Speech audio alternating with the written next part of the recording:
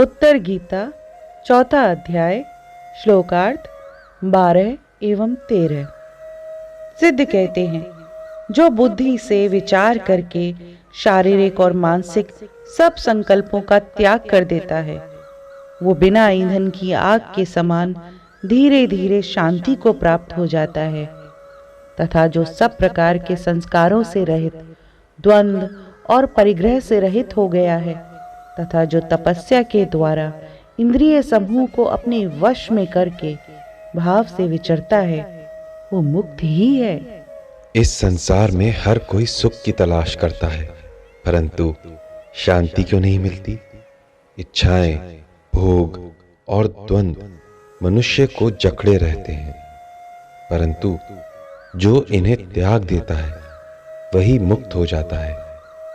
आइए इसे एक कथा के माध्यम से समझें। सम्राट वीर सेन के पास सब कुछ था, धन, वैभव, यश, फिर भी उनका मन अशांत था। एक दिन उन्होंने अपने महामंत्री से पूछा, मेरे पास सब कुछ है, फिर भी मैं सुखी क्यों नहीं हूं? महाराज, इसका उत्तर केवल योगी देवदत्त ही दे सकते हैं। सम्राट वीर सेन जंगल के एक शांत आश्रम में पहुंचे। वहां एक योगी गहरी ध्यान अवस्था में बैठे थे। सम्राट ने पूछा, हे महात्मन, मेरे पास अपार धन और वैभव है, फिर भी मैं शांति से वंचित हूं। सच्ची शांति कैसे प्राप्त होगी? योगी ने अपनी आंखें खोली, एक शांत मुस्कान के साथ बोले, राजन, जब तक अपनी इच्छाओं और संकल्पों में उलझे रहोगे, शांति संभव नहीं।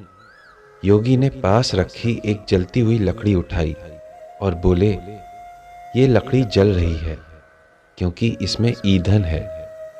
जैसे जैसे ईंधन समाप्त होगा, ये अग्नि शांत हो जाएगी।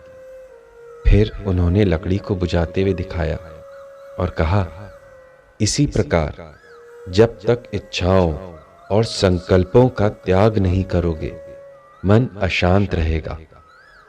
सम्राट लौटे। उन्होंने अब वैभव में रहते हुए भी मन को वश में कर लिया। वे ध्यान में बैठते, विचारों का त्याग करते और धीरे धीरे शांति को प्राप्त करने लगे।